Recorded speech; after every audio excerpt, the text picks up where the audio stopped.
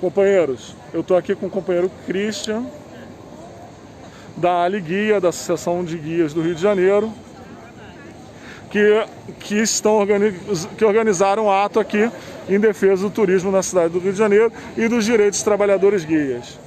Vai, Christian. Bom, Raul, como a gente estava conversando anteriormente, o guia de turismo ele já é vulnerabilizado há muito mais tempo de existir o Uber, né? Porque na montagem do pacote turístico, você pagar o guia por trabalho, né, simplifica muito mais o trabalho do cara que está formando o pacote, entendeu?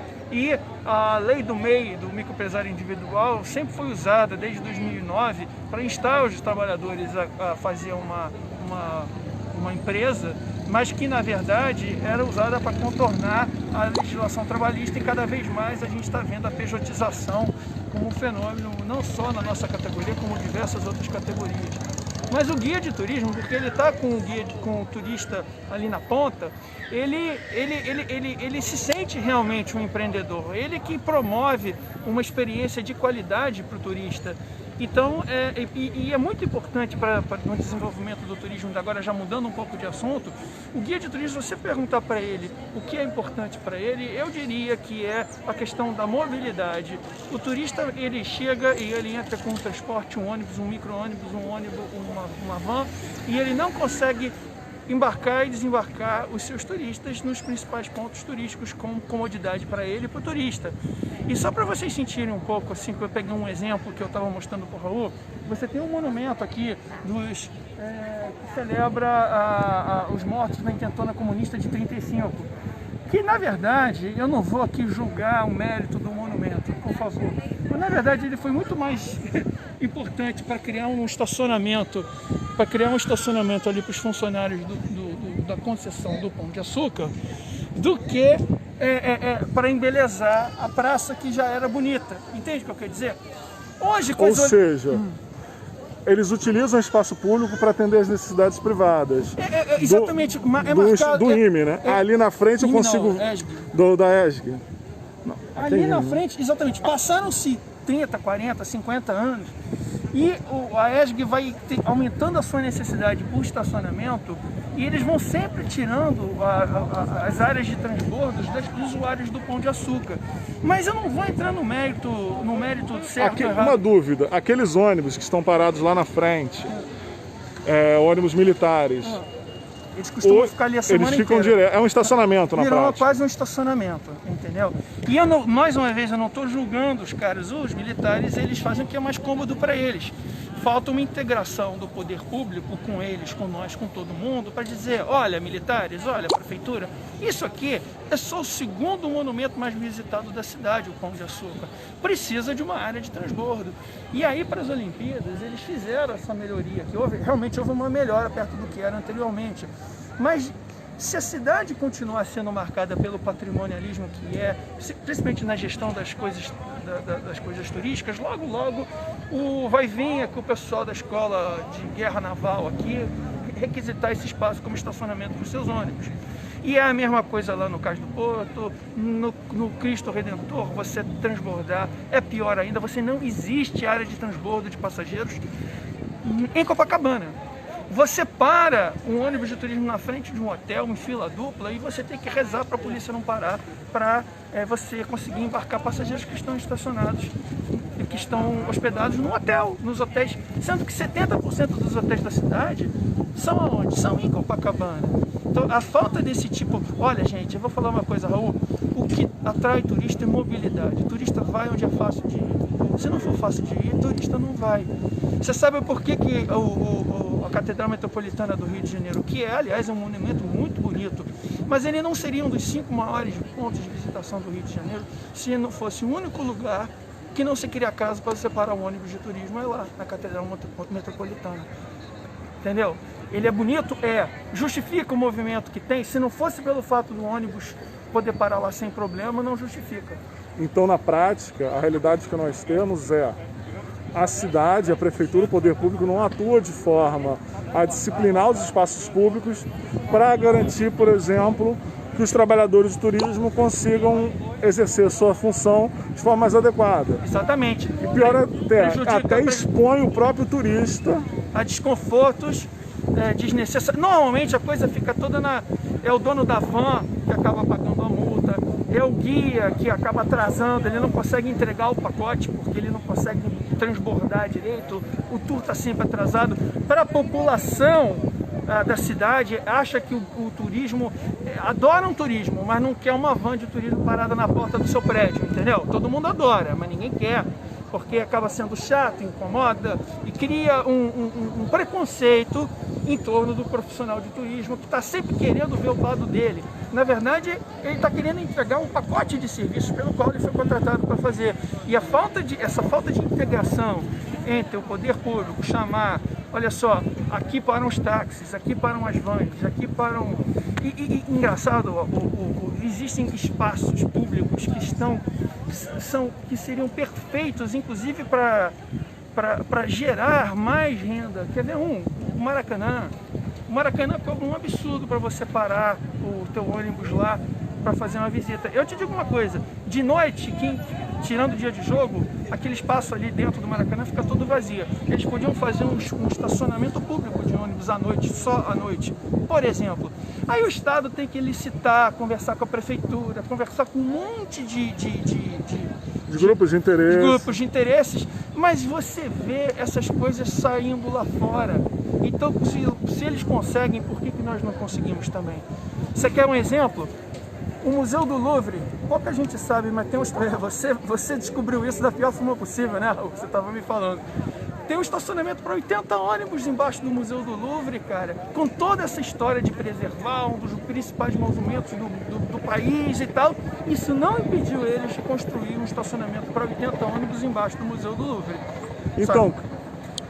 Então, Christian, eu trabalho ali na Praça Mauá, né? Sim. Ali pertinho, no INPI. Eu passei muito tempo ali vendo as obras do Porto Maravilha. Mas uma coisa que eu percebo quando ando por ali é que não tem espaço, por exemplo, para parar ônibus ali direito, nem perto da Igreja da Candelária, onde a gente sempre vai nos protestos aqui na cidade, e nem no Porto Maravilha, que eu acho uma obra interessante, mas também me parece, de certa forma, uma estética muito estéril, sem árvores, sem espaço para as pessoas ficarem à sombra numa cidade quente como o Rio de Janeiro. Eu também não lembro de lugares para ônibus de turismo pararem por ali, e olha que eu ando bastante ali perto. E o pior, cara, é que se você chamar bons arquitetos, chamar as pessoas que trabalham ali, você tem soluções possíveis ali. O que foi feito ali? Ali, eles tentaram otimizar o Porto Maravilha e não lembra que eles queriam colocar o atracamento em perpendicular ao cais para reduzir, para você não ter navio ancorando lá perto do Canal do Mangue. Sim. Mas aí, cara, a imprensa disse que isso ia impactar demais a cidade. Olha só, os navios é uma coisa sazonal. Várias empresas construindo seus prédios de escritórios ali. E eles não conseguem lidar com a ideia de ter um navio ancorado ali, nem que seja por um curto período do ano. Entendeu? Querem todos que eles vão ancorar perto da cloaca da cidade, que é o Canal do Mangue. Sendo que o próprio terminal de passageiros da Praça 11 é um monumento histórico em si. E nós fomos empurrados, os navios, o desembarque e desembarque foi empurrado para o Pier 5. E ali onde tem o painel do Cobra, aquele grafite do Cobra, ali atrás eles improvisaram ali um estacionamento de ônibus, que é melhor do que se tinha antes, do que havia onde a gente estacionava, onde era o Museu da Manhã. Hoje o que tem lá é melhor do que havia antes, mas ainda assim muito aquém do necessário. Ali a prefeitura, Estado, o Porto Maravilha tinha que conversar com o proprietário daquele terreno e tentar de alguma forma fazer uma licitação para se construir um prédio ali, mas que mantivesse aquele prédio como organizar uma área de transbordo com uma boa ventilação, você entendeu? Explica uma coisa. Exato. Aquele prédio histórico que fica na Praça Mauá, onde eram as instalações originais do Porto, com vitrais, vitrais históricos, uma construção histórica e arquitetonicamente muito importante para a cidade, não é utilizado então pelo turista? Não, está vazio. Depois do Porto Maravilha, aquilo ali praticamente só virou tem um valor estético, não tem nada, não tem uma loja, está tudo fechado aquilo ali. Eu cheguei a ver aquilo ali, eu operei ali, trabalhei ali, realmente não tinha, ali não. Porque o que acontece é o seguinte, os navios, uns 10, 15 anos para cá, cresceram muito. Eles estão vindo com 4, 5 mil passageiros. E quando você tem 5 mil pessoas, você não tem só 5 mil pessoas. Você tem 2 mil que estão indo embora, porque o Rio de Janeiro é um aeroporto importante. É o meu telefone, porque o Rio de Janeiro ainda é muito importante. Então tem 2 mil indo embora, 2 mil chegando e 1.000 que vão ficar de uma noite para outra, que estão passando. Então a movimentação de cada navio é quase o dobro do que a quantidade de passageiros que tem realmente no navio.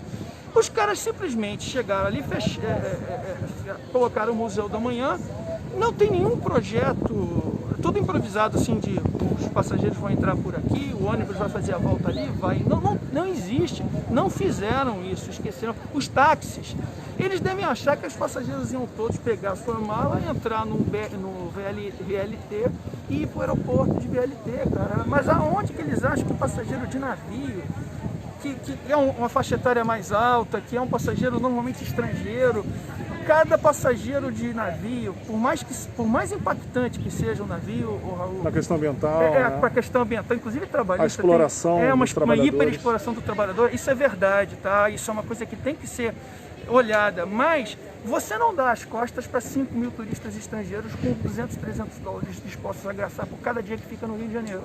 Então o que a cidade está fazendo para reter esses grandes fontes de divisas por mais de uma noite?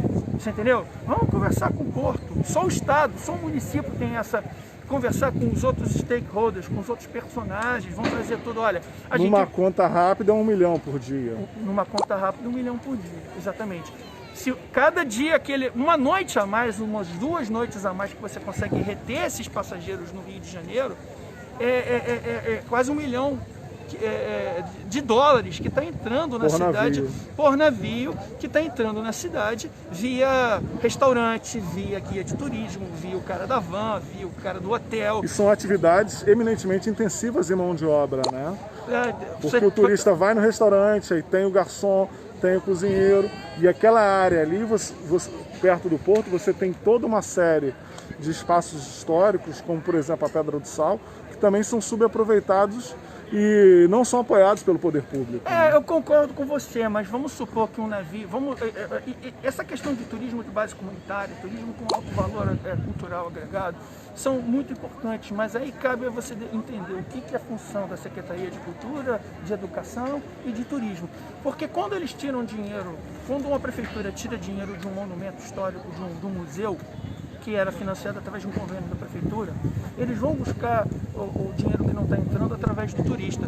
Mas pega ali, qual exemplo que você deu ali? A Pedra do Sal. Você consegue ver 5 mil passageiros de navio indo para a Pedra do Sal? Não. Vai ficar legal.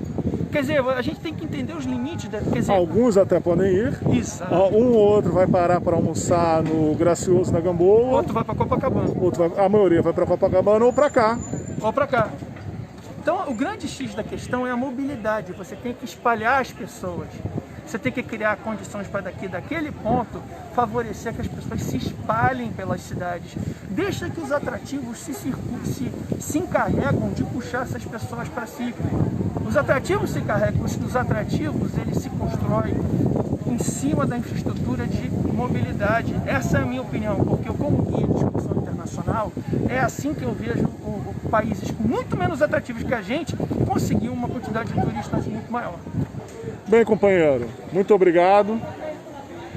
Todo o apoio à luta de vocês pela regulamentação da Lei 8.858 e que garanta condições dignas para os trabalhadores de turismo no Rio de Janeiro. Vamos à luta. Obrigado. Venceremos. Obrigado, Raul. Sucesso na campanha, tá? Venceremos. Um abraço.